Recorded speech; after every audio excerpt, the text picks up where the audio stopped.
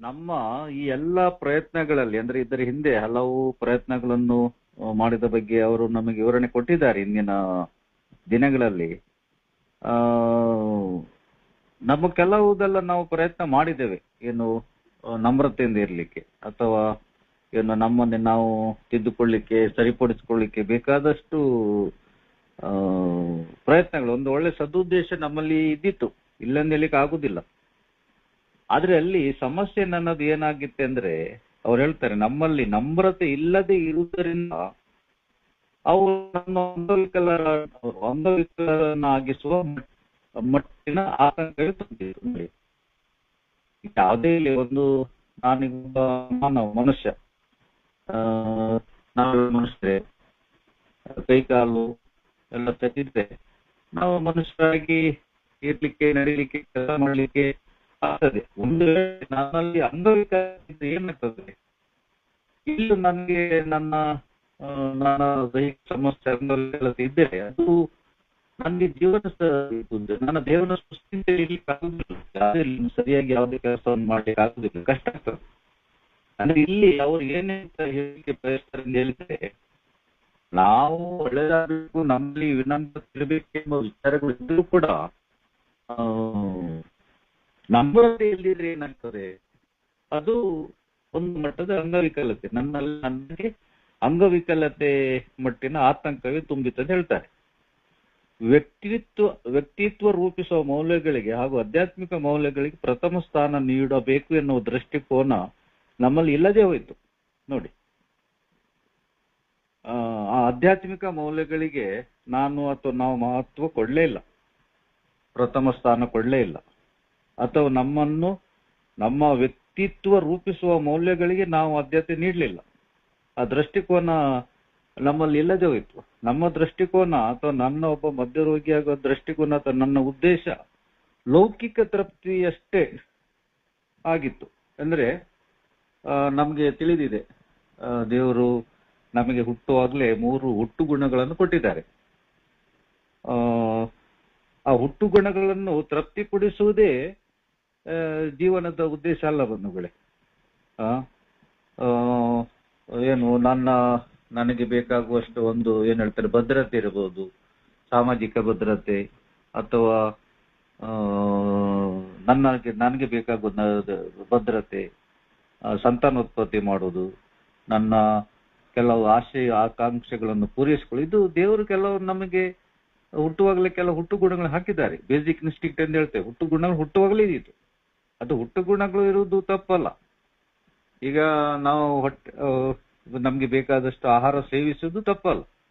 ಆದ್ರೆ ಆಹಾರ ಸೇವಿಸಬೇಕೆಂದೇಳಿ ನಾವು ಅನಗತ್ಯವಾಗಿ ಮತ್ತೆ ನನಗೆ ಜೀರ್ಣ ಮಾಡ್ಲಿಕ್ಕೆ ಆಗದೇ ಇರುವ ಮಟ್ಟಿಗೆ ನಾನು ಆಹಾರ ಸೇವಿಸಿದ್ರೆ ಏನಾಗ್ತದೆ, ಸಮಸ್ಯೆ ಉಂಟಾಗ್ತದೆ. ಈಗ ನಮ್ಮ ಸಂತಾನೋತ್ಪತ್ತಿಯನ್ನು ಹೇಳ್ತೇವೆ, ನಾವು ಮನುಷ್ಯರಾಗಿ ಮಾನವರಾಗಿ ನಾವು ಒಂದು ಸಹಜವಾದ ಸಮಯದಲ್ಲಿ ಸಂತಾನೋತ್ಪತ್ತಿ ಮಾಡಬೇಕು. ಅದು ಒಂದು ಸಹಜ ಕ್ರಿಯೆ, ಅದು ಒಂದು ಮನುಷ್ಯನ ಪ್ರಕ್ರಿಯೆ. ಅದು ಈಗ ಸಂತಾನೋತ್ಪತ್ತಿ ಮಾಡಬೇಕಾದ್ರೆ ಲೈಂಗಿಕ ತೃಷೆ ಎಲ್ಲರಲ್ಲಿ ಇರ್ತದೆ. ಆದರೆ ನಾನು ನನ್ನ ಮೂಲ ಉದ್ದೇಶವನ್ನು ಬಿಟ್ಟು ಲೈಂಗಿಕ ತೃಷೆಯನ್ನೇ ತೃಪ್ತಿಪಡಿಸ್ಲಿಕ್ಕೆ ಹೋದ್ರೆ ಏನಾಗ್ತದೆ, ಸಮಸ್ಯೆಗಳು ಉದ್ಭವ ಆಗ್ತದೆ. ಹೌದು, ಸಂತಾನೋತ್ಪತ್ತಿ ಮಾಡ್ಬೇಕೆಂದ್ರೆ ದೇವರು ನನ್ನಲ್ಲಿ ಲೈಂಗಿಕ ವಿಚಾರವನ್ನು ಹಾಕಿದ್ದಾರೆ. ಎಲ್ಲರಲ್ಲಿ ಹಾಗೆ, ಎಲ್ಲ ಮಾನವರಲ್ಲಿ ಇದೆ.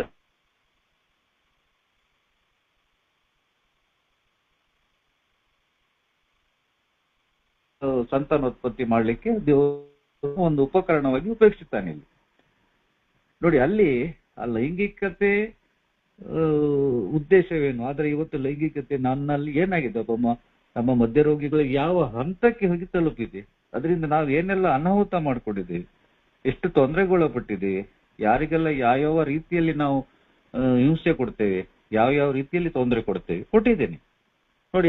ಮತ್ತೊಂದು ನಮ್ಮ ಭದ್ರತೆ, ನಮಗೆ ಹಣಕಾಸು, ಬಟ್ಟೆ ಬರೆ, ಆಸ್ತಿ, ಸಂಸಾರ ಎಲ್ಲದು ಬೇಕು ನಮ್ಗೆ. ಅದು ಬೇಕಾದ ವಿಚಾರಗಳೇ ಭದ್ರತೆ. ಅದು ಒಂದು ಕುಟುಂಬದಲ್ಲಿ ಬದುಕುವುದು, ಬೇಕಾದಷ್ಟು ಹಣ ಸಂಪಾದನೆ ಮಾಡುವುದು, ಅಥವಾ ಬೇಕಾದಷ್ಟು ಆಸ್ತಿ, ತುಂಬಾ ವಿಚಾರಗಳಿವೆ. ಸಾಮಾಜಿಕದಲ್ಲಿ ನಮಗೆ ಬೇಕಾದಷ್ಟು ಮಿತ್ರರು ಬೇಕು, ಏನ್ ಹೇಳ್ತಾರೆ, ನನಗೆ ಒಂದು ಒಳ್ಳೆ ಸಮಾಜ ಬೇಕು, ಎಲ್ಲ ಭದ್ರತೆ ಬೇಕು. ಆದರೆ ಅತೀವ ಭದ್ರತೆಗೋಸ್ಕರ ನಾನು ಇನ್ನೊಬ್ಬರ ಮೇಲೆ ಹೊಂದಿಕೊಂಡು ಬದುಕುವುದೆಷ್ಟು ಎಷ್ಟು ಸರಿ? ನಾನು ಒಂದು ಒಬ್ಬಂಟಿಗನಲ್ಲ ಸರಿ, ಆದರೆ ನನ್ನಲ್ಲಿ ಇತಿಮಿತಿಗಳನ್ನು ಸ್ವಲ್ಪ ನೋಡ್ಬೇಕಲ್ವಾ? ಅಲ್ಲಿ ನೋಡಿ, ಅಲ್ಲಿ ನಾನು ದೇವರು ನನಗೆ ಆಧ್ಯಾತ್ಮಿಕ ಮೌಲ್ಯಗಳಿಗೆ ಮತ್ತೆ ನನ್ನ ವ್ಯಕ್ತಿತ್ವವನ್ನು ರೂಪಿಸಲಿಕ್ಕೆ ನನಗೆ ಒಂದು ಅವಕಾಶ ಕೊಟ್ಟಿದ್ದಾರೆ. ದೇವರು ಹುಟ್ಟುವಾಗಲೇ ನನಗೆ ಬೇಕಾದಷ್ಟು ಸದ್ಗುಣಗಳನ್ನು ಹೇಳ್ತಾರೆ, ವರ್ಚ್ಯೂಸ್ ಹುಟ್ಟುವಾಗಲೇ ಇದಿತ್ತು, ಸದ್ಗುಣಗಳು ಹುಟ್ಟುವಾಗಲೇ ಹಾಕಿದ್ದಾರೆ. ದೇವರು ನನ್ನನ್ನು ಏನ್ ಹೇಳ್ತಾರೆ, ತಪ್ಪು ವಿಚಾರಗಳನ್ನು ಹಾಕಿ ದೋಷಗಳನ್ನು ಹಾಕಿ ಜನ್ಮ ಕೊಡ್ಲಿಲ್ಲ. ಆದ್ರೆ ಎಲ್ಲಿಯೂ ಆ ಸದ್ಗುಣಗಳಿಗೆ ನಾನು ಮಹತ್ವ ಕೊಡದೇ ಇರುವುದರಿಂದ ನಾನು ದುರ್ಗುಣಗಳಿಗೆ ಬಲಿ ಬೀಳ್ಬೇಕಾಯ್ತು. ನೋಡಿ, ಹುಟ್ಟುವಾಗ ಸದ್ಗುಣಗಳು ದೇವರು ಹಾಕಿದ್ದಾರೆ. ಆದ್ರೆ ಸದ್ಗುಣಗಳ ಬೀಜ ಎಲ್ಲಿ ಬಿತ್ತಿದ್ದಾನೆ ನನ್ನಲ್ಲಿ, ಅದು ನನಗೆ ಗೊತ್ತಾಗ್ಲಿಲ್ಲ. ಅದರ ಅರ್ಥವೇ ಆಗ್ಲಿಲ್ಲ ನನಗೆ. ಓಕೆ, ನಾನೀಗ ಸದ್ಗುಣಗಳನ್ನು ದೇವರು ಕೊಟ್ಟಿದ್ದು ನನಗೆ ಬೆಳೆಸ್ಕೊಳ್ಳಿಕ್ಕಾಗ್ಲಿಲ್ಲ, ನೋ ಪ್ರಾಬ್ಲಮ್. ಇಲ್ಲಿ ಸದ್ಗುಣಗಳಿದ್ದು ಅದು ಬೆಳಿಲಿಲ್ಲ, ಏನಾಯ್ತು, ಓಕೆ. ಆದ್ರೆ ಇಲ್ಲಿ ನಾನು ಒಂದು ದುರಂತ ಮೈ ಮೇಲೆ ಹೇಳ್ಕೊಂಡಿದ್ದೀನಿ. ಏನದು? ಆ ಸದ್ಗುಣಗಳನ್ನು ಬೆಳೆಸ್ಕೊಳ್ಳಿಕ್ಕೆ ಆಗದೆ ನಾನು ಅದನ್ನು ಬಿಟ್ಟು ದುರ್ಗುಣಗಳನ್ನು ಮೈ ಮೇಲೆ ಹೇಳ್ಕೊಂಡಿದ್ದೆ. ನೋಡಿ ಎಂತ ಒಂದು ಅನಾಹುತ ನೋಡಿ ಸ್ನೇಹಿತರೆ. ಒಬ್ಬ ಮಧ್ಯ ರೋಗಿಯಲ್ಲಿ ಅದು ದೊಡ್ಡ ಮಟ್ಟದಲ್ಲಿ ಒಂದು ಆದ ಸಮಸ್ಯೆ, ದೊಡ್ಡ ಮಟ್ಟದಲ್ಲಿ. ಓಕೆ, ಸದ್ಗುಣಗಳಿಲ್ಲ, ನೋ ಪ್ರಾಬ್ಲಮ್. ಆದ್ರೆ ನಾನು ದುರ್ಗುಣಗಳನ್ನು ಎಳೆದುಕೊಳ್ಬೇಕೀತ, ದುರ್ಗುಣಗಳಿಗೆ ನಾನು ಮುಖ ಮಾಡ್ಬೇಕೀತ. ಅದಕ್ಕೆ ಅವ್ರು ಹೇಳ್ತಾರೆ, ಏನಿರ್ಲಿ ನಿನಗೆ ದೇವರು ಕೊಟ್ಟ ಆಧ್ಯಾತ್ಮಿಕ ವಿಚಾರಗಳು ಅಥವಾ ನಿನ್ನ ವ್ಯಕ್ತಿತ್ವ ರೂಪಿಸ್ಲಿಕ್ಕೆ ಬೇಕಾದ ನಿಮಗೆ ಪ್ರತಿಭೆಗಳನ್ನು ಕೊಟ್ಟಿದ್ದಾರೆ ದೇವರು, ಟ್ಯಾಲೆಂಟ್ಸ್ ಅಂತ ಹೇಳ್ತೇವೆ. ಆ ಪ್ರತಿಭೆಗಳು ಬೇಕಾದಷ್ಟಿವೆ ನಮ್ಮಲ್ಲಿ. ಇವತ್ತು ತುಂಬಾ ಪ್ರತಿಭೆಗಳಿವೆ, ಒಬ್ಬೊಬ್ಬರಲ್ಲಿ ಒಂದೊಂದು ಪ್ರತಿಭೆ. ಪ್ರತಿಯೊಬ್ಬ ಮಾನವನಲ್ಲಿ ಒಂದೊಂದು ಪ್ರತಿಭೆ ಇದೆ ಇವತ್ತು. ಈಗ ನಮ್ಮಲ್ಲಿ ಎಲ್ಲರಲ್ಲಿ, ಈಗ ನಾವು ಮಧ್ಯ ರೋಗಿಗಳಿಂದ ಹೇಳಿ ನಾವು ನನ್ನನ್ನೇ ಅಥವಾ ನಮ್ಮನ್ನೇ ತಾತ್ಸಾರದಿಂದ ನೋಡೋ ಅವಶ್ಯಕತೆ ಇಲ್ಲ. ನಾವು ಕೆಟ್ಟವರಲ್ಲ, ಕಾಯಿಲೆ ಸರಿ. ನಮ್ಮಲ್ಲಿ ಎಲ್ಲರಲ್ಲಿ ಒಂದಲ್ಲೊಂದು ರೀತಿಯ ಪ್ರತಿಭೆ ಇದೆ. ಒಬ್ಬರಿಗೆ ಒಳ್ಳೆ ಕೆಲಸ ಮಾಡೋ ಪ್ರತಿಭೆ, ಕೆಲವರಿಗೆ ಮಾತನಾಡೋ ಪ್ರತಿಭೆ, ಕೆಲವರಿಗೆ ಕೆಲವು ವಿಚಾರಗಳನ್ನು ಅರ್ಥೈಸಿಕೊಂಡು ತಿಳಿಸುವ ಪ್ರತಿಭೆ, ಕೆಲವರಿಗೆ ಮಾತಾಡ್ಲಿಕ್ಕೆ ಪ್ರತಿಭೆ ಇದ್ದವರು, ನಮ್ಮಲ್ಲಿ ಕೆಲಸ ಮಾಡ್ಲಿಕ್ಕೆ ಇದ್ದವರು ಬೇಕಾದಷ್ಟು ಜನ ಇದ್ದಾರೆ. ಬೇರೆ ಬೇರೆ ರಂಗಗಳಲ್ಲಿ ನಾವು ಪ್ರತಿಭೆಯನ್ನು ತೋರಿಸೋ ನಮ್ಮಲ್ಲಿ ಪ್ರತಿಭೆಗಳಿವೆ, ಟ್ಯಾಲೆಂಟ್ಸ್ಗಳಿವೆ. ಆದರೆ ಅದನ್ನು ನಾನು ದೇವರು ಕೊಟ್ಟ ಪ್ರತಿಭೆಗಳನ್ನು ಅಥವಾ ಆ ವ್ಯಕ್ತಿತ್ವ ರೂಪಿಸುವ ಮೌಲ್ಯಗಳನ್ನು ನನ್ನಲ್ಲಿ ನಾನು ಬೆಳೆಸ್ಕೊಂಡು ಹೋಗ್ತಿದ್ದೇನಾ? ಇಲ್ಲ. ಇವತ್ತಿನ ಬೆಳಿಗ್ಗಿನ ಇದರಲ್ಲಿ ಬಿಲ್ರವರ ದೃಷ್ಟಿಯಲ್ಲಿ ಅದೇ ವಿಚಾರ ಬಂತು. ಏನ್ ಹೇಳ್ತಾನೆ ಅಲ್ಲಿ ಅವ್ರು ಏನ್ ಹೇಳ್ತಾರೆ ಅಂದ್ರೆ, ಆ ನಮ್ರತೆ ಸ್ವಲ್ಪ ನಿನ್ನಲ್ಲಿ ಬೆಳೆಸ್ಕೊಳ್ಳಿಕ್ಕೆ ಪ್ರಯತ್ನಿಸು, ಸಾಕು. ಒಂದು ಬೀಜ ಹಾಕು, ನಮ್ರತೆ ಬೀಜ ನಿನ್ನಲ್ಲಿ ಹಾಕು. ಅದು ಮತ್ತೆ ನಿಧಾನ ಅದನ್ನು ಪೋಷಣೆ ಮಾಡ, ಬೀಜವನ್ನು ಹೆಮ್ಮರವಾಗಿ ಬೆಳೀತದೆ. ಯಾವುದೇ ಗಿಡ ಅಥವಾ ಮರ ಅಥವಾ ನಾವು ನಮ್ಮಲ್ಲಿ ಕೃಷಿಯಲ್ಲಿ ಇದ್ದ ತುಂಬಾ ಜನ ಈ ಲೈನಲ್ಲಿ ಇದ್ದಾರೆ. ಅವರು ಇದ್ದು ತೋಟದಲ್ಲಿ ಏನು ಗಿಡ ಬೆಳೆಸಬೇಕೆಂದ್ರೆ ಖಾಲಿ ಒಂದು ಬೀಜ ನಡ್ಸ್ತಾರೆ ಅಷ್ಟೇ, ಅಥವಾ ಚಿಕ್ಕ ಗಿಡವನ್ನು ನರ್ಸರಿನಲ್ಲಿ ಎಲ್ಲ ತಂದು ನಡ್ತಾರೆ. ಅದು ಮುಂದೆ ಅದು ಒಳ್ಳೆ ರೀತಿಯಿಂದ ಬೆಳೀತದೆ ಎಲ್ಲಿ, ಯಾವಾಗ ಒಳ್ಳೆ ಪೋಷಣೆ ಮಾಡಿದಾಗ, ಮತ್ತೆ ಅದು ಒಳ್ಳೆ ಫಲ ಕೊಡ್ತದೆ. ಅದು ಇಲ್ಲಿ ಕೂಡ ಅವರೇ ಅದನ್ನು ಹೇಳ್ತಾರೆ, ವ್ಯಕ್ತಿತ್ವ ರೂಪಿಸುವ ಮೌಲ್ಯಗಳಿಗೆ ಮತ್ತೆ ಆಧ್ಯಾತ್ಮಿಕ ಮೌಲ್ಯಗಳಿಗೆ ನಾನು ಪ್ರಥಮ ಸ್ಥಾನ ನೀಡುವ ಎಂಬ ದೃಷ್ಟಿಕೋನ ನನ್ನಲ್ಲಿ ಅಥವಾ ನಮ್ಮಲ್ಲಿ ಇಲ್ಲದೆ ಹೋಯಿತು. ಲೌಕಿಕ ತೃಪ್ತಿ ಅಷ್ಟೇ ನಮ್ಮ ಜೀವನದ ಉದ್ದೇಶವಲ್ಲ ಎನ್ನುವುದನ್ನು ಕಾಣಲು ನಮ್ಮಿಂದ ಆಗಲೇ ಇಲ್ಲ. ನೋಡಿ, ನಾನು ಬರೀ ಲೌಕಿಕ ವಿಚಾರಗಳಿಗೆ ಮಾತ್ರ ಏನು, ಈಗ ಕುಡಿತದ ಸಮಯದಲ್ಲಿ ಓಕೆ, ಹಣ ಅಥವಾ ಅಧಿಕಾರ, ಹೆಸರು, ಲೈಂಗಿಕ ಸಂತೃಪ್ತಿ ಅಥವಾ ಏನು ದೊಡ್ಡ ಮಟ್ಟದ ಒಂದು ಜನರೊಟ್ಟಿಗೆ ಬರೆಯುವುದು, ಇದೆಲ್ಲ ಇದ್ದಿತ್ತು, ನನ್ನ ಹುಚ್ಚಾಟಿಗೆ ಇದ್ದಿತ್ತು. ಆದ್ರೆ ಇಲ್ಲಿ ಹೇಗೆ ಬಂದ ಮೇಲೆ ಕೂಡ ಏನಾಗಿದೆ ಈಗ ಪರಿಸ್ಥಿತಿ, ಏನು ಒಳ್ಳೇದಾಗುವುದು ತೋರ್ಲಿಲ್ಲ ನನ್ನಲ್ಲಿ. ನಾನು ಹೇಗೆ ಬಂದ ಮಾಡಿದಷ್ಟೇ.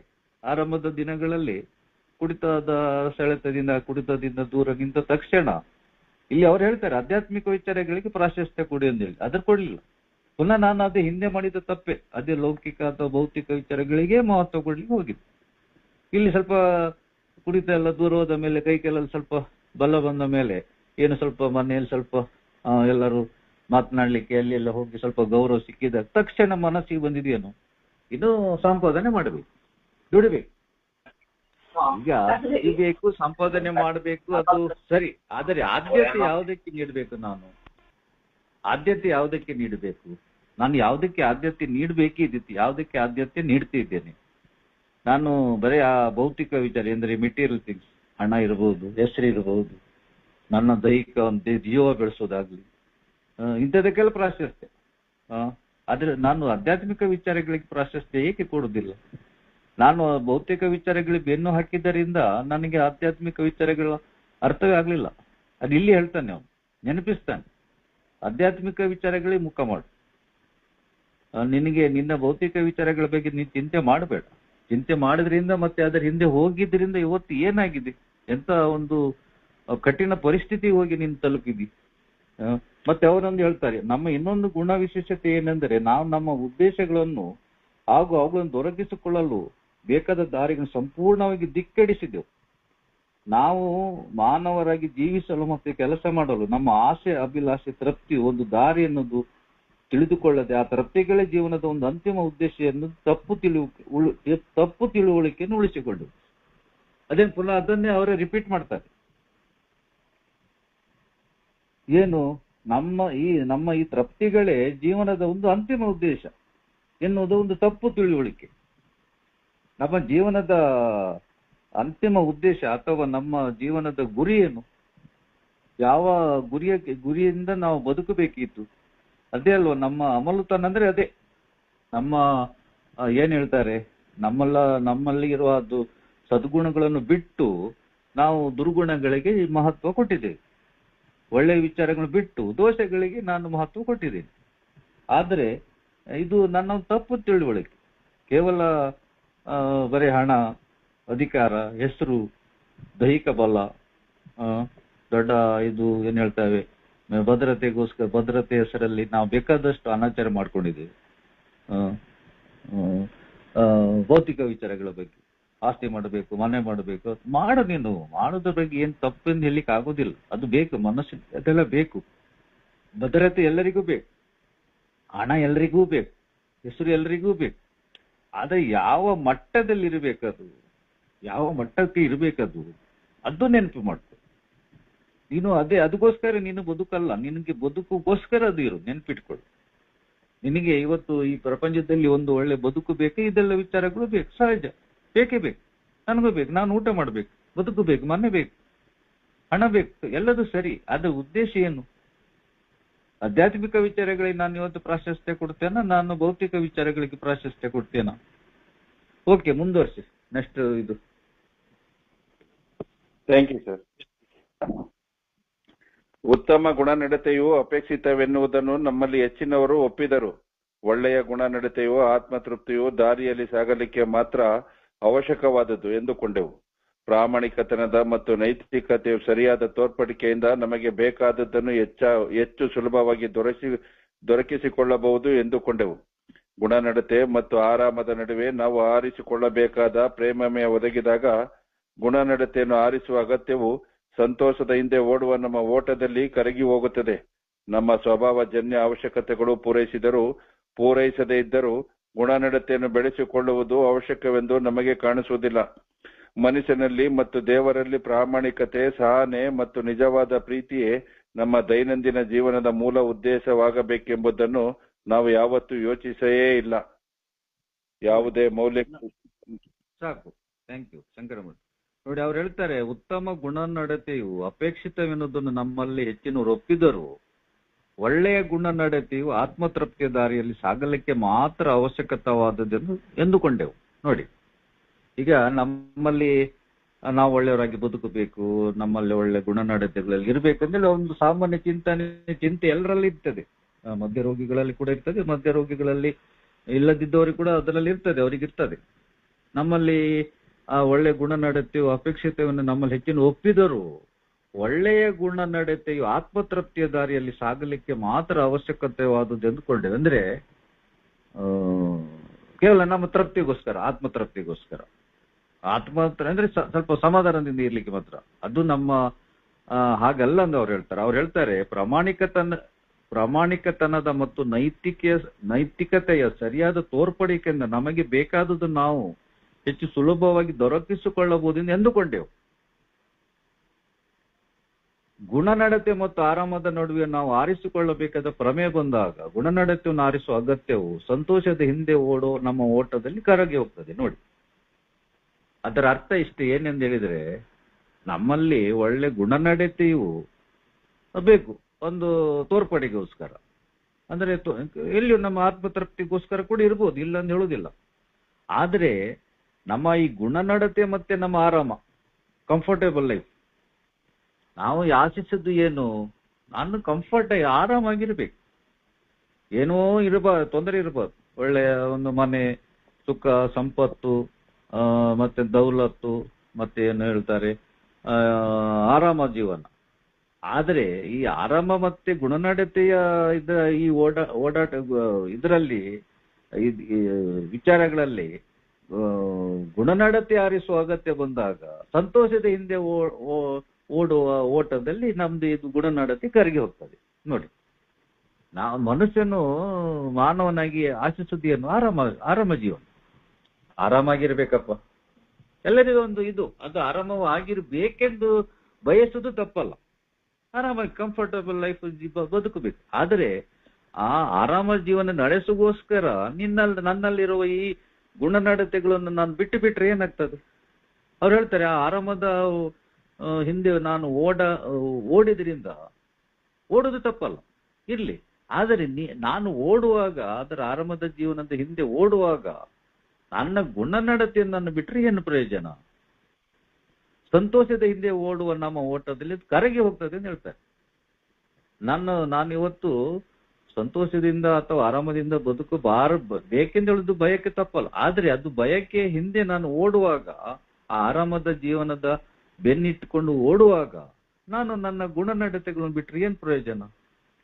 ನಮ್ಮ ಸ್ವಭಾವಜನ್ಯ ಅವಶ್ಯಕತೆಗಳು ಪೂರೈಸಿದ್ರು ಅಥವಾ ಪೂರೈಸದೇ ಇದ್ದರು ಗುಣನಡತೆಯನ್ನು ಬೆಳೆಸಿಕೊಳ್ಳುವುದು ಅವಶ್ಯಕತೆಯನ್ನು ನಮಗೆ ಕಾಣಿಸುವುದೇ ಇಲ್ಲ. ನೋಡಿ ಎಷ್ಟು ಚಂದದಿಂದ ಹೇಳ್ತಾರೆ.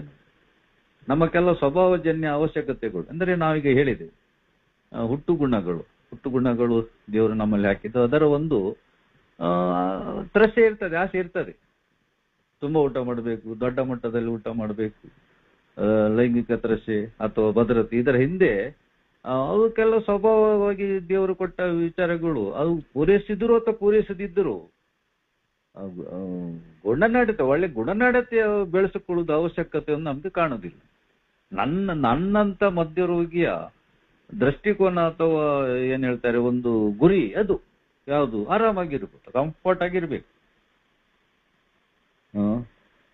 ಅದು ಏನ್ ಹೇಳ್ತಾರೆ ಇಲ್ಲಿ ಅವರು, ಪ್ರಾಮಾಣಿಕತೆ, ಸಹನೆ ಮತ್ತು ನಿಜವಾದ ಪ್ರೀತಿಯೇ ನಮ್ಮ ದೈನಂದಿನ ಜೀವನದ ಮೂಲ ಉದ್ದೇಶವಾಗಬೇಕೆಂಬುದು ನಾವು ಯಾವತ್ತೂ ಯೋಚಿಸೇ ಇಲ್ಲ. ನಮ್ಮ ಜೀವನದ ಮೂಲ ಉದ್ದೇಶ ಯಾವುದು? ಮನುಷ್ಯರಲ್ಲಿ ಮತ್ತೆ ದೇವರಲ್ಲಿ ಪ್ರಾಮಾಣಿಕತೆ.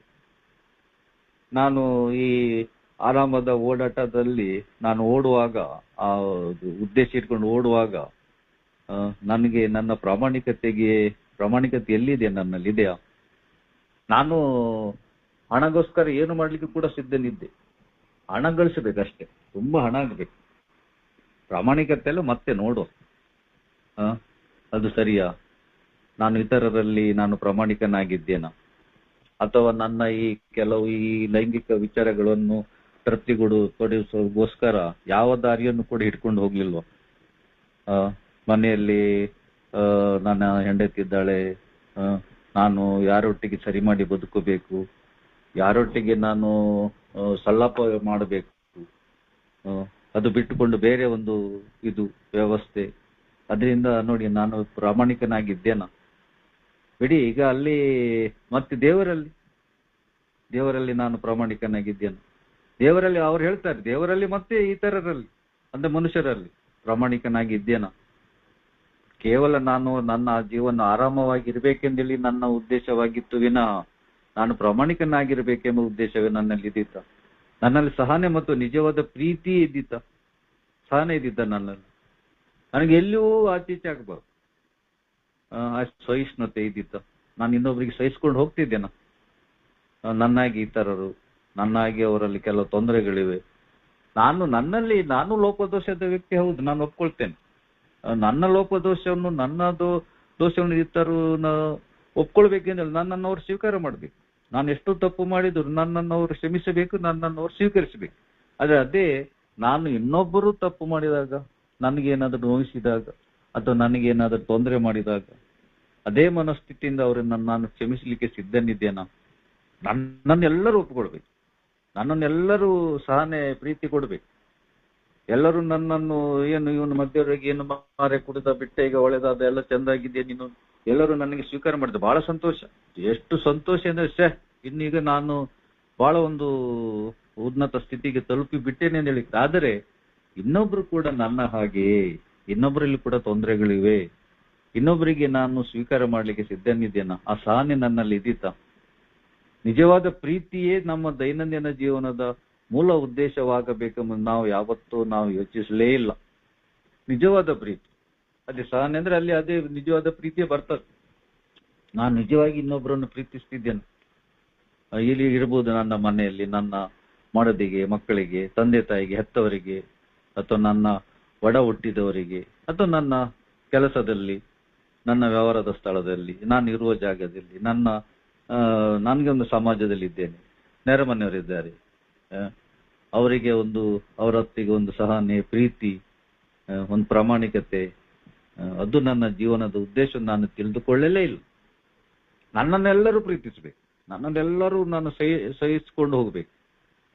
ನಾನು ಇನ್ನೊಬ್ಬರ ಬಗ್ಗೆ ನಾನು ಇಲ್ಲವೇ ಇಲ್ಲ. ಎಂತ ನನ್ನ ಒಂದು ಚಿಂತನೆ ನೋಡಿ ಬಂಧುಗಳೇ. ಓಕೆ, ಮುಂದುವರ್ಸ್ಕೊಂಡು ಹೋಗಿ. ಯಾವುದೇ ಮೌಲ್ಯಗಳಿಗೆ ಹೊಂದಿರುವಿಕೆ ನಮ್ಮ ಜೀವನದ ನಿಜವಾದ ಉದ್ದೇಶಗಳತ್ತ ಕುರುಡಾಗಿರುವಿಕೆ. ಇದು ಇನ್ನೊಂದು ಕೆಟ್ಟ ಪ್ರತಿಫಲವನ್ನು ಕೊಡುತ್ತದೆ. ಎಲ್ಲಿ ತನಕ ನಾವು ನಮ್ಮದೇ ಸಾಮರ್ಥ್ಯದಿಂದ ನಮ್ಮ ಜೀವನವನ್ನು ನಡೆಸುತ್ತೇವೆ ಎಂಬ ಖಚಿತತೆಯಿಂದ ಇರುತ್ತೇವೆಯೋ ಅಲ್ಲಿ ತನಕ ನಮಗೆ ಉನ್ನತ ಶಕ್ತಿಯಲ್ಲಿ ಭರವಸೆ ಮೂಡುವುದು ಅಸಾಧ್ಯ. ದೇವರ ಅಸ್ತಿತ್ವವನ್ನು ನಾವು ಮನ್ನಿಸಿದರೂ ಕೂಡ ಇದು ನಾನು, ನನಗೆ ಮತ್ತು ಇತರರಿಗೆ ದೇವರು ಸಮಾನ ಎನ್ನುವಷ್ಟರ ಮಟ್ಟಿಗೆ ನಮ್ಮಲ್ಲಿ ಅಹಂಭಾವ ಇದ್ದುದರಿಂದ ನಮ್ಮ ಧಾರ್ಮಿಕ ಭಾವನೆಗಳು ಮತ್ತು ಭರವಸೆ ಫಲರಹಿತವಾಗಿ ಸುಸ್ಕೃತವಾಗಿದ್ದವು. ನಾವು ಎಲ್ಲಿ ತನಕ ನಮ್ಮ ಸ್ವ ಸಾಮರ್ಥ್ಯದ ಮೇಲೆ ಭರವಸೆ ಇಟ್ಟಿದ್ದೇವೋ ಅಲ್ಲಿ ತನಕ ನಮಗೆ ದೇವರಲ್ಲಿ ಭರವಸೆ ಇಡುವುದು ಅಸಾಧ್ಯವಾಯಿತು. ಎಲ್ಲಿ ವಿನಮ್ರತೆಯ ಮೂಲವಾದ ದೇವರಿಗೆ ನಮ್ಮ ಬಗ್ಗೆ ಇರುವ ಇಚ್ಛೆಯನ್ನು ಕಂಡುಕೊಂಡು ಅದನ್ನು ಪರಿಪಾಲಿಸುವ ಅಪೇಕ್ಷೆಯು ನಮ್ಮಲ್ಲಿ ಇಲ್ಲದೆ ಹೋಯಿತು.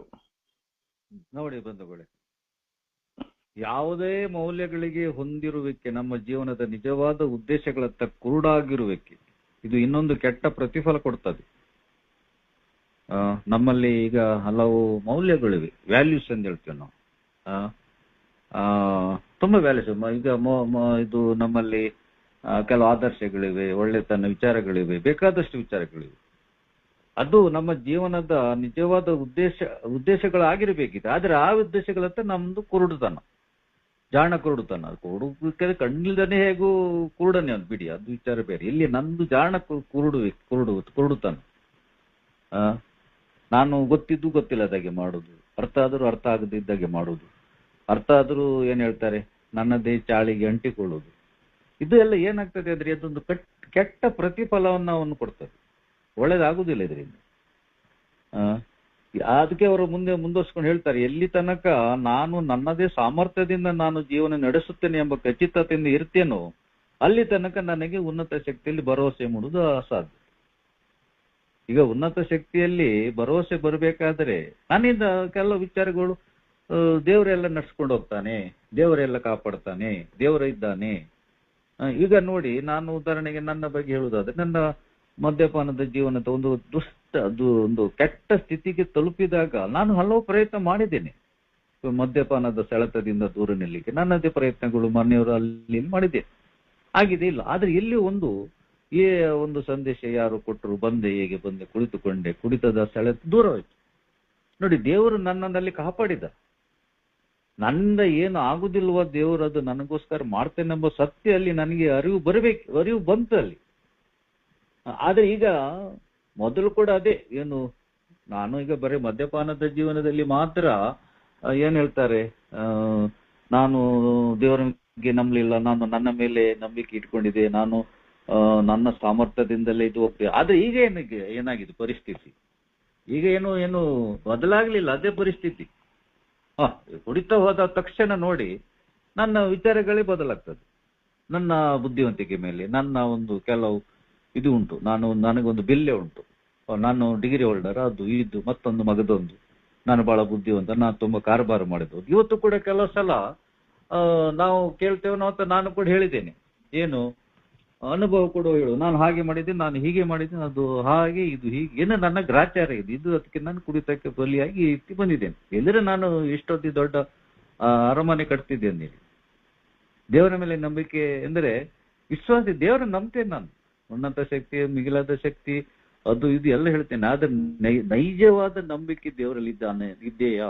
ದೇವರು ನನ್ನನ್ನು ಕಾಪಾಡ್ತಾರೆ, ಅವನ ಕೈಯಲ್ಲಿ ನಾನು ಭದ್ರವಾಗಿದ್ದೇನೆ ನನಗೆ ಅನಿಸ್ತದೆ ಇವತ್ತು. ನೋಡಿ, ಮತ್ತೊಂದು ಅವರು ಹೇಳ್ತಾರೆ, ಉನ್ನತ ಶಕ್ತಿಯಲ್ಲಿ ಭರವಸೆ ಮೂಡುವುದು ಅಸಾಧ್ಯ ನನಗೆ. ಅಂದ್ರೆ ಇದೆಲ್ಲ ಬಿಡುವ ತನಕ ನನಗೆ ಉನ್ನತ ಶಕ್ತಿಯ ಮೇಲೆ ಖಂಡಿತ ಭರವಸೆ ಬರುವುದಿಲ್ಲ. ದೇವರ ಅಸ್ತಿತ್ವವನ್ನು ನಾವು ಮನುಷ್ಯದಾದರೂ ಕೂಡ ಇದು ನಾನು, ನನಗೆ ಮತ್ತು ಇತರರಿಗೆ ದೇವರು ಸಮಾನ ಎನ್ನುವಷ್ಟು ಮಟ್ಟಿಗೆ ನಮ್ಮಲ್ಲಿ ಅಹಂಭಾವ ಇದ್ದುದರಿಂದ ನಮ್ಮ ಧಾರ್ಮಿಕ ಮನೋಭಾವನೆಗಳು ಮತ್ತು ಭರವಸೆ ಫಲರಹಿತವಾಗಿ ಶುಷ್ಕವಾಗಿದ್ದವು. ಅವ್ರು ಹೇಳ್ತಾರೆ ಏನೆಂದು ಹೇಳಿದರೆ, ನಾವು ದೇವರ ಅಸ್ತಿತ್ವವನ್ನು ಮನ್ನಿಸ್ತೇವೆ, ದೇವರಿದ್ದಾನೆ. ಯಾಕೆಂದ್ರೆ ನಾವು ಕೆಲವು ಧಾರ್ಮಿಕ ವಿಧಿ ದೇವರಿದ್ದಾನೆ, ದೇವರಷ್ಟಕ್ಕೆ ನಾನು ನನ್ನಷ್ಟಕ್ಕೆ, ವಿಷಯ ಅಷ್ಟೇ. ಅಂದ್ರೆ ನಾನು, ನನಗೆ ಮತ್ತು ಇತರೆ, ಅದೇ ದೇವರ ಸಮಾನ ಎನ್ನುವಷ್ಟ ಮಟ್ಟಿಗೆ ನಮ್ಮಲ್ಲಿ ಅಹಂಭಾವ ಇದ್ದುದರಿಂದ ನಾನು, ನಮ್ಮ ಧಾರ್ಮಿಕ ಮನೋಭಾವನೆಗಳು ಮತ್ತು ಭರವಸೆ ಫಲರಹಿತವಾಗಿ ಶುಷ್ಕವಾಗಿದ್ದು. ನಾವು ಏನ್ ಹೇಳ್ತೇವೆ, ಈಗ ನಮ್ಮಲ್ಲಿ ಬೇಕಾದಷ್ಟು ನಾವು ಧಾರ್ಮಿಕ ವ್ಯಕ್ತಿಗಳೇ, ನಾವು ನಮ್ಮ ಸಂಸ್ಕೃತಿಯಲ್ಲಿ ಈಗ ನಾವು ಧರ್ಮವನ್ನು ಆಚರಿಸ್ತೇವೆ, ದೇವರ ಅಸ್ತಿತ್ವದ ಬಗ್ಗೆ ನಾವು ಮನ್ನಿಸ್ತೇವೆ. ಆದರೆ ದೇವರ ಬಗ್ಗೆ ನಿಜವಾದ ಭರವಸೆ ನನಗೆ ಇವತ್ತಿದೆಯಾ? ನಾನು ನನಗೆ ಮತ್ತು ಇತರರಿಗೆ ದೇವರ ಸಮಾನ ಎನ್ನುವಷ್ಟರ ಮಟ್ಟಿಗೆ ನಮ್ಮಲ್ಲಿ ಅಹಂಭಾವ ಇದ್ದುದರಿಂದ ನೋಡಿ, ನಾನು ನನ್ನ ಮಟ್ಟ ಸ್ವಲ್ಪ ದೇವರ ಹತ್ರ ಇದೆ, ಆ ಮಟ್ಟಕ್ಕೆ ಇದೆ. ನಾನು ಸ್ವಲ್ಪ ಕಡಿಮೆ ಅಂದರೆ ಒಂದು ಕುಡಿತ ಒಂದು ಹೋಗಿದೆಯಲ್ಲ, ಅದಕ್ಕೆ ಸ್ವಲ್ಪ ಬಾಯಿ ಮುಚ್ಕೊಳ್ತೇನೆ. ಇದರ ಮತ್ತೆ ಎಲ್ಲ ನಾನು ನಿರ್ವಹಿಸಬಲ್ಲೆ, ನನಗೆಲ್ಲ ಗೊತ್ತುಂಟು. ನನಗೆ ಕುಡಿತದಿಂದ ದೂರ ಇದ್ದೇನೆ, ನನಗೆ ನೆಕ್ಸ್ಟ್ ಎಲ್ಲ ಪ್ರಾಜೆಕ್ಟ್ ಎಲ್ಲ ನನ್ನ ಹತ್ರ ಉಂಟು. ಅದು ಹಾಗೆ, ಇದು ಹೀಗೆ, ಅದು ಹಾಗೆ. ಅದೆಲ್ಲ ಮೊದಲೆಲ್ಲ ಕುಡಿತದಿಂದ ಮಾಡಿದ್ದದು, ಈಗ ಇಲ್ಲ. ಈಗ ಕುಡಿತ ಇಲ್ಲಲ್ಲ, ಈಗ ಕರೆಕ್ಟ್ ಇದೆ. ನಾನು ಕರೆಕ್ಟ್ ಫಸ್ಟ್ ಕ್ಲಾಸ್, ಇನ್ನೂ ಎಲ್ಲ ಮಾಡುದೇ ನೋಡಿ. ಅಂಥದ್ದೆಲ್ಲ ಒಂದು ಅಹಂಭಾವದ ಮನೋಸ್ಥಿತಿ ಇಟ್ಕೊಂಡು ಅವ್ರು ಹೇಳ್ತಾರೆ, ಎನ್ನುವಷ್ಟು ಮಟ್ಟಿಗೆ ನಮ್ಮಲ್ಲಿ ಅಹಂಭಾವ ಇದ್ದುದರಿಂದ ನಮ್ಮ ಧಾರ್ಮಿಕ ಮನೋಭಾವನೆಗಳು ಮತ್ತು ಭರವಸೆ ಫಲರಹಿತವಾಗಿ ಶುಷ್ಕವಾಗಿದ್ದು. ನಮ್ಮಲ್ಲಿ ಎಲ್ಲಿ ಕೆಲವು ಧಾರ್ಮಿಕ ಮನೋಭಾವನೆಗಳು ಇದ್ದವು, ಇಲ್ಲಂದೇಳಿಲ್ಲ. ಅದು ಕೂಡ ಬದಿಗೆ ಸರಿಸಿ ಮತ್ತೆ ಏನ್ ಹೇಳ್ತಾರೆ, ನನಗೇನು ಭರವಸೆ ಸಿಗದೆ ನಾನೊಂದು ಫಲರಹಿತವಾಗಿ ಶುಷ್ಕವಾಗಿದ್ದೆ, ಅಂದರೆ ಝೀರೋ. ನಾನು ತಿಳ್ಕೊಳ್ಳೋದು ಮಾತ್ರ, ಎಲ್ಲ ನನ್ಗೆ ಗೊತ್ತುಂಟು, ಮಾಡ್ತೇನೆ, ಹಿಡಿತೇನೆ, ಎಲ್ಲ ಬೆಳೆಸ್ತೇನೆ, ಎಲ್ಲದು ಮಾಡ್ತೇನೆ. ಆದರೆ ನಿಜವಾದ ಭರವಸೆ ನನಗೆ ದೇವರಲ್ಲಿ ಇದೆಯಾ? ಯಾವುದೇ ರೀತಿಯ ಧಾರ್ಮಿಕ ಆಚರಣೆ ನಾನು ಮಾಡಿದ್ರು ಕೂಡ ಆ ಉನ್ನತ ಶಕ್ತಿ ಮೇಲೆ, ದೇವರಲ್ಲಿ ಅದು ಭರವಸೆ ಇಲ್ದಿದ್ರೆ ಅದು ಶುಷ್ಕವಾಗಿ, ಅಂದ್ರೆ ಅದು ಯಾವುದಕ್ಕೆ ಉಪಯೋಗಕ್ಕೆ ಬರುವುದಿಲ್ಲ. ನಾವು ಎಲ್ಲಿ ತನಕ ನಮ್ಮ ಸ್ವ ಸಾಮರ್ಥ್ಯದ ಮೇಲೆ ಭರವಸೆ ಇಟ್ಟಿದ್ದೇವೋ ಅಲ್ಲಿ ತನಕ ದೇವರಲ್ಲಿ ಭರವಸೆ ಇಡುವುದು ಅಸಾಧ್ಯ. ನನ್ನಲ್ಲಿ ಎಲ್ಲಿ ತನಕ ನೋಡಿ, ಬಹಳ ಚಂದ ಮಾಡಿ ಹೇಳಿದ್ದಾರೆ, ನನ್ನ ಸಾಮರ್ಥ್ಯದ ಮೇಲೆ ಎಲ್ಲಿವರೆಗೆ ನಾನು ಭರವಸೆ ಇಡ್ತೇನೋ ಅಲ್ಲಿ ತನಕ ದೇವರ ಮೇಲೆ ಭರವಸೆ ನಿನಗೆ ಇರ್ಲಿಕ್ಕಾಗುದಿಲ್ಲ. ಅದೇ ಅವರು ಹೇಳ್ತಾರೆ, ಎಲ್ಲ ವಿನಮ್ರತೆಯ ಮೂಲವಾದ ದೇವರಿಗೆ ನಮ್ಮ ಬಗ್ಗೆ ಇರುವ ಇಚ್ಛೆಯನ್ನು ಕಂಡುಕೊಂಡು ಅದನ್ನು ಪರಿಪಾಲಿಸುವ ಅಪೇಕ್ಷೆಯು ನಮ್ಮಲ್ಲಿ ಇಲ್ಲದೆ ಹೋಯಿತು. ದೇವರ ಇಚ್ಛೆಯನ್ನು ಅದನ್ನು ಸರಿ ಮಾಡಿ ಅರ್ಥೈಸಿಕೊಂಡು ನಾನಿವತ್ತು ಮುಂದೆ ಹೋಗ್ಬೇಕಲ್ವ, ಅದರ ಬದಲಿ ನಾನು ಏನು ಮಾಡ್ತೇನೆ, ನನ್ನದೇ ಮೇಲೆ ಒಂದು ವಿಶೇಷವಾದ ಒಂದು ಇದು ಎಂತ ಹೇಳ್ತೇನೆ, ನನ್ನ ಸಾಮರ್ಥ್ಯದ ಮೇಲೆ ಒಂದು ಭರವಸೆ. ನನಗೆ ಎಲ್ಲ ಗೊತ್ತು, ನನಗೆ ಒಂದು ಜ್ವರ ಬಂದರೆ ನಾನಿಲ್ಲ ಪಡ್ಚ, ಒಂದು ಏನ್ ಹೇಳ್ತಾರೆ, ಒಂದು ಸಣ್ಣ ಶೀತ ಶುರುವಾದ್ರೆ ನಾನಿಲ್ಲ, ಅಲ್ಲಿ ಸ್ವಲ್ಪ ಕೈಕಾಲೆಲ್ಲ ಸರಿ ಇರುವಾಗ ಏನು ನಂದು ದೌಲತ್, ಏನು ನನ್ನ ಆಮು, ಒಂದು ಶ್ವಾಸ ಹೋಗುದು ಸ್ವಲ್ಪ ಆಚೀಚೆ ಇದ್ರೆ ನಾನು ಇದ್ದೇನೆ ಬಂಧುಗಳೇ, ನನ್ನ ಅವಸ್ಥೆ ಎಂಥದ್ದು. ಆದರೆ ನನ್ನ ಮಾತು ಇಂಥ ದೊಡ್ಡ ದೊಡ್ಡ ಮಾತು, ಎಂಥ ಚಿಂತನೆ, ಎಂಥ ದೌಲತ್ತು. ನಾನು ಯೋಚಿಸುವುದೊಂದು, ಮಾಡೋದೊಂದು, ಹೇಳುದೊಂದು, ತೋರ್ಪಡಿಸುವುದು. ಏನಾದ್ರೂ ಒಂದು ತಾಳೆ ಬೀಳ್ತದ. ಆದರೆ ಎಲ್ಲವೂ ದೇವರ ಇಚ್ಛೆ ಪ್ರಕಾರ ನಡ್ಕೊಂಡು ಹೋಗ್ತದೆ. ದೇವರ ಇಚ್ಛೆಯನ್ನು ನಾನು ಪರಿಪಾಲಿಸಬೇಕು, ದೇವರ ಇಚ್ಛೆ ಪ್ರಕಾರ ನಾನು ನಡಿಬೇಕು. ನನಗೆ ಎಲ್ಲಾದ್ರೂ ಅರ್ಥ ಆಗಿದ್ಯಾ? ಅರ್ಥ ಆಗ್ತದೆ, ಆದ್ರೆ ನನಗೆ ಅರ್ಥೈಸ್ಕೊಳ್ಳಿಕ್ಕೆ ಬೇಡ. ಉದಾಹರಣೆಗೆ ಸ್ನೇಹಿತರೆ, ನಾವೊಂದು ಹೇಳ್ಬೋದು, ಮದ್ಯ ರೋಗಿಗಳಾಗಿದ್ದೇವೆ. ನಾವು ಎಲ್ಲಿಯೂ ಕೆಲವು ಸಲ ಮದ್ಯ ರೋಗಿ ಆಗಿದ್ದೇನೆ, ನನಗೇನು ಕುಡಿಲಿಕ್ಕಿಲ್ಲ ಅಂದ್ರೆ ಅದೊಂದು ಬೇಸರ ಇರ್ತದೆ. ಇನ್ನೊಂದು ದೊಡ್ಡ ಬೇಸರದ ವಿಚಾರ, ನಾನು ಕಳ್ಕೊಂಡಿದ್ದೇನೆ ಬೇಕಾದಷ್ಟು, ನಾನು ಕಳ್ಕೊಂಡಿದ್ದೆ ವೈಯಕ್ತಿಕವಾಗಿ, ಬೇಕಾದಷ್ಟು ಕಳ್ಕೊಂಡಿದ್ದೆ, ಅದರ ಬಗ್ಗೆ ಚಿಂತೆ. ಆದ್ರೆ ಇವತ್ತು ಒಂದು ನೈಜ ವಿಚಾರ ನಿಮ್ಮ ಮುಂದೆ ಹೇಳುವುದಾದರೆ, ಎಲ್ಲರೂ ನಾವು ಮದ್ಯ ರೋಗಿಗಳಾಗಿದ್ದೇವೆ. ಕಷ್ಟ ಬಂದಿದೆ, ನಷ್ಟ ಆಗಿದೆ, ತೊಂದರೆ ಆಗಿದೆ, ಬೇಕಾದಷ್ಟು ಕಳ್ಕೊಂಡಿದ್ದು ಓಕೆ. ಆದರೆ ಇವತ್ತು ಕಳೆದುಕೊಂಡಿದ್ದರಿಂದ ಏನು ನಮಗೆ ಸಿಕ್ಕಿತಲ್ಲ, ಇವತ್ತು ಬೇರೆ ರೀತಿಯಿಂದ ಸಿಕ್ಕಿತಲ್ಲ, ಇಂಥ ಒಂದು ಆಧ್ಯಾತ್ಮಿಕ ಜೀವನ ಸಿಕ್ಕಿದೆಯಲ್ಲ ಇವತ್ತು. ಎಷ್ಟೋ ಜನರು ನಮ್ಮಲ್ಲಿದ್ದಾರೆ, ಅವರಿಗೆ ಸಿಗ್ಲಿಲ್ಲ. ಅವರು ನೋಡುವಾಗ ಬೇಸರ ಆಗ್ತದೆ. ಈಗ ನನ್ನ ಜೊತೆಗೆ ಓದಿದ್ದವರು, ಅವ್ರು ಕೆಟ್ಟವರನ್ನು ನಾನು ಹೇಳೋದಿಲ್ಲ, ಅವರ ಚಿಂತನೆ, ಅವರ ಮಾತು, ಮತ್ತೆ ನಾನು ಏಲಿದ್ದು ನನ್ನ ಚಿಂತನೆ ಮತ್ತೆ ನಾನು ತುಂಬಾ ವ್ಯತ್ಯಾಸ ಬರ್ತದೆ. ಅವರು ಮಾತನಾಡುವಾಗಲೂ ಹೇಳ್ತಾರೆ, ನನಗೆ ಅಲ್ಲಿ ಆಸ್ತಿ ಉಂಟು, ಇಲ್ಲಿ ಮನೆ ಮಾಡಿದ್ದೇನೆ, ಅಲ್ಲಿ ಫ್ಲಾಟ್ ಮಾಡಿದ್ದೇನೆ.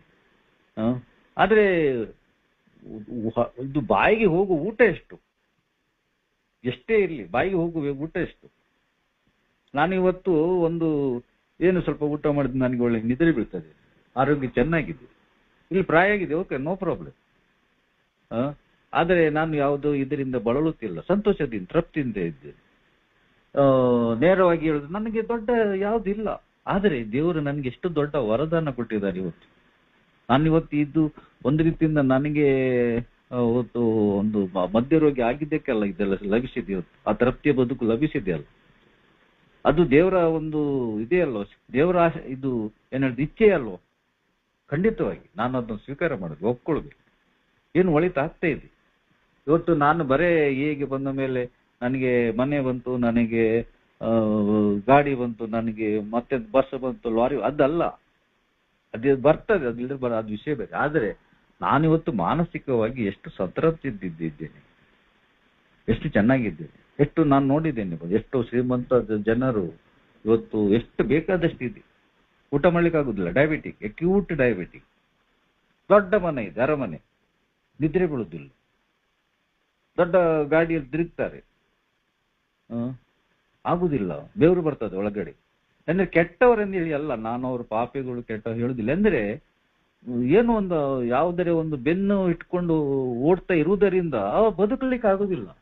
ನಾನು ಕೂಡ ಅದನ್ನು ಕೂಡ ಆರಾಮದ ಜೀವನ ಉದ್ದೇಶ ಇಟ್ಕೊಂಡು ಓಡ್ತಿದ್ದೆ. ನಾನು ಬದುಕಲಿಕ್ಕೆ ಆಗ್ಲಿಲ್ಲ, ಬಿಡಿ, ಅದು ವಿಚಾರವೇ ಬೇರೆ. ಇದಾಯ್ತು, ದೇವರು ನನ್ನ ದಾರಿ ತಿರುಗಿಸ್ಲಿಕ್ಕೆ ಇಲ್ಲಿ ನನಗೆ ಒಂದು ಅವಕಾಶ ಕೊಟ್ಟರು. ಮದ್ಯ ರೋಗಿ ಮಾಡಿ ಅಲ್ಲಿ ಪೆಟ್ಟು ಕೊಟ್ಟು ನನ್ನ ಜೀವನದ ಒಂದು ನಶೆಯನ್ನು ಬದಲಾಯಿಸಿಬಿಟ್ರು. ಅದು ದೇವರ ಇಚ್ಛೆ, ಅದು ನಾನು ಇವತ್ತು ಸ್ವೀಕಾರ ಮಾಡ್ಬೇಕು. ಒಂದು ಲಾಸ್ಟ್ ಪ್ಯಾರ ಓದಿಯಪ್ಪ. ನಮ್ಮನ್ನೇ ಹೊಸತಾದ ರೀತಿಯಲ್ಲಿ ಕಾಣುವುದು ನಮಗೆ ಬಹಳ ನೋವಿನ ಕ್ರಿಯೆಯಾಯಿತು. ಪುನರಾವರ್ತಿಸಿ ಅವಮಾನದಿಂದ ಮಾತ್ರ ನಮಗೆ ನೋವಿನ ಬಗ್ಗೆ ತಿಳಿದುಕೊಳ್ಳುವುದು ಸಾಧ್ಯವಾಯಿತು. ಸತತವಾದ ಹಲವಾರು ಸೋಲು ಮತ್ತು ಅವಮಾನಗಳ ಬಳಿಕ ನಮ್ಮ ಸ್ವಸಾಮರ್ಥ್ಯದ ಸಂಪೂರ್ಣ ನಾಶದ ನಂತರ ನಾವು ನಡೆದು ಬಂದ ದಾರಿಯ ಅಂತಿಮ ಘಟ್ಟಲದಷ್ಟೇ ನಮಗೆ ಅರಿವಾಯಿತು. ವಿನಮ್ರತೆ ಎಂದರೆ ನಾವಂದುಕೊಂಡಂತ ಅಸಹಾಯಕತೆ ಕೂಗಲ್ಲ, ಬದಲಿಗೆ ಅದಕ್ಕಿಂತ ಏನೋ ಹೆಚ್ಚಿನದೇನೆಂಬುದು. ಎಲ್ಲಿ ಪ್ರತಿಯೋರ್ವ ಹೊಸಬನು ತನ್ನ ಅಸಹಾಯಕತೆಯನ್ನು ನಮ್ರವಾಗಿ ಒಪ್ಪಿಕೊಳ್ಳುವುದೇ ಮದ್ಯಪಾನದ ಕಪಿಮುಷ್ಟಿಯಿಂದ ವಿವೇಚನೆಯತ್ತ ಇಡುವ ಪ್ರಥಮ ಹೆಜ್ಜೆ ಎಂಬುದನ್ನು ತಾನೇ ಸ್ವತಃ ಕಂಡುಕೊಳ್ಳುತ್ತಾನೆ. Thank you. ನೋಡಿ, ನಾನು ಹೇಳಿದ್ದ ವಿಚಾರಕ್ಕೆ ಬಂದರು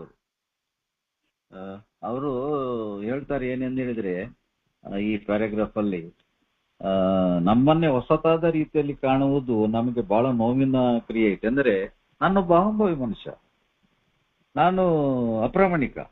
ಆದರೆ ಇಲ್ಲಿ ಏನ್ ಹೇಳ್ತಾರೆ, ನೀನು ಪ್ರಾಮಾಣಿಕನಾಗಿರು, ನೀನು ಸಹನೆಯಿಂದಿರು, ನೀನು ವಿನಮ್ರನಾಗಿರು, ಇದೆಲ್ಲ ಹೇಳುವಾಗ ಇದೇ ಸ್ವಲ್ಪ ನೋವಿನ ವಿಚಾರ ಎಂದು ಹೇಳುವ ಬದಲಿಗೆ ಇದೆ ಎಂತ ಇದು ಅವಸ್ಥೆ ಎಂತದ್ದು ಇದು ಇಲ್ಲಿ ಇದೆಲ್ಲ ಮಾಡ್ಲಿಕ್ಕೆ ಉಂಟ.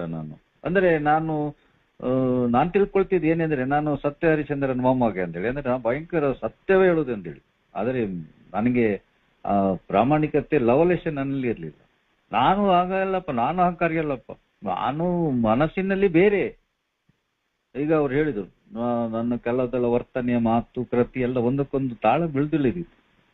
ಪುನರಾವರ್ತಿತ ಅವಮಾನದಿಂದ ಮಾತ್ರ ನನಗೆ ನೋವಿನ ಬಗ್ಗೆ ತಿಳಿದುಕೊಳ್ಳಲು ಸಾಧ್ಯ ಇದೆ. ನೋಡಿ, ಪೆಟ್ಟು ಬಿತ್ತೆ ಅಂದ್ರೆ ಎಲ್ಲಿ ಗೊತ್ತುಂಟಾ? ಎಲ್ಲಿ ಎಲ್ಲ ಪೆಟ್ಟು ಬೀಳ್ಬೇಕು ನೋಡಿ, ಅಲ್ಲೇ ಬಿದ್ದಿತ್ತು. ನಾನು ಎಲ್ಲಿ ದೊಡ್ಡ ವ್ಯಕ್ತಿ ಅಂತ ಇಲ್ಲಿ ತಿಳ್ಕೊಂಡಿರ್ತೀನಿ, ಅಲ್ಲೇ ಮರ್ಯಾದೆ ಹೋಯ್ತು. ಮರ್ಯಾದೆ 3 ಕಾಸ ಆಯ್ತು ಅದೇ ಜಾಗದಲ್ಲಿ. ಭಯಂಕರ ದೊಡ್ಡ ಜನ. ಎಲ್ಲಿ ನಾನು ಹಣದಲ್ಲಿ ನಾನು ಕೆಲದನ್ನು ಮಾಡ್ತೇನೆ ನೋಡ್ತೇನೆ ಅಂತ ಹೇಳುವ ವ್ಯಕ್ತಿ, ಹಣವೇ ಇಲ್ಲ ಕಿಸೆಯಲ್ಲಿ, ಇಲ್ಲ. ಯಾವ ಕಿಸೆಗೆ ಕೈ ಹಾಕಿದ್ರೆ 10 ರೂಪಾಯಿ ನೋಟ್ ಇಲ್ಲ. ಸತತವಾದ ಹಲವಾರು ಸೋಲು ಮತ್ತೆ ಅವಮಾನಗಳ ಬಳಿಕ ನನ್ನ ಸ್ವಸಾಮರ್ಥ್ಯದ ಸಂಪೂರ್ಣ ನಾಶದ ನಂತರ ನಾನು ನಡೆದು ಬಂದ ದಾರಿ ಅಂತಿಮ ಘಟ್ಟದಲ್ಲಿ ನನಗೆ ಅರಿವಾಯಿತು. ನೋಡಿ, ಸತತ ಸೋಲು ಮತ್ತೆ ಅವಮಾನ, ಇದು ನೋಡಿ, ಇದು ಅವಾಗ ಹೇಳಿದೆ, ಇದು ಎಲ್ಲಿ ದೇವ್ರ ಇಚ್ಛೆ. ಅದು ನನ್ನಲ್ಲಿ ಪುನರಾವರ್ತಿತವಾಗಿ ನಡೆದುದರಿಂದ ಏನಾಯ್ತು, ನನ್ನಲ್ಲಿ ಆ ಸ್ವಸಾಮರ್ಥ್ಯದ ವಿಚಾರ ಸಂಪೂರ್ಣ ನಾಶವಾಯಿತು. ಅಲ್ಲಿ ನಾನು ಅಂತಿಮ ಘಟ್ಟದಲ್ಲಿ ಬಂದಾಗ ನನಗೆ ಅದು ಅರ್ಥ ಆಯ್ತು, ಇಲ್ಲ ನಾನು ಏನಿಲ್ಲ, ನಾನು ದೊಡ್ಡ ಶೂನ್ಯ ಮಾತ್ರ, ನಾನು ದೊಡ್ಡ ಬಿಗ್ ಜೀರೋ. ನಾನು ಪೆಟ್ಟು ಬಿದ್ದಿದ್ದೀನಿ, ಸಾರಿ ಪೆಟ್ಟು ಬಿದ್ದಿದ್ದೆ. ಬಹುಶಃ ನಮ್ಮ ಮದ್ಯಪಾನದ ಜೀವನದ ಬಗ್ಗೆ ನಾವು ಮಾತನಾಡುವಾಗ, ಈ ಸೋಲಿನ ಬಗ್ಗೆ ಹೇಳುವಾಗ ನಮ್ಗೆ ಅರಿವು ಬರ್ತದೆ, ಹೇಳಿಕೆ ನಾಚಿಕೆ ಆಗ್ತದೆ. ಯಾಕಂದ್ರೆ ಇಷ್ಟು ದೊಡ್ಡ ಜನ ಅಷ್ಟೇ ರಸ್ತೆ ಮಧ್ಯ ರಸ್ತೆಯಲ್ಲಿ ಮರ್ಯಾದೆ ಹೋಗಿದೆ. ಎಲ್ಲಿ ಏನು ಹೇಳ್ಬೇಕು ಅಲ್ಲಿ ಹೇಳದೆ ಪೇಚಾಡಿದ್ದೇನೆ, ಎಲ್ಲಿ ಏನು ಮಾಡ್ಬೇಕಂತ ಮಾಡದೆ ನಾನು ನೋವು ಉಂಡಿದ್ದೇನೆ, ಅವಮಾನ ಆಗಿದೆ. ಆದರೆ ಪರಿಣಾಮ ಏನು, ಫಲಿತಾಂಶ ನೋಡಿ ಒಳ್ಳೇದು.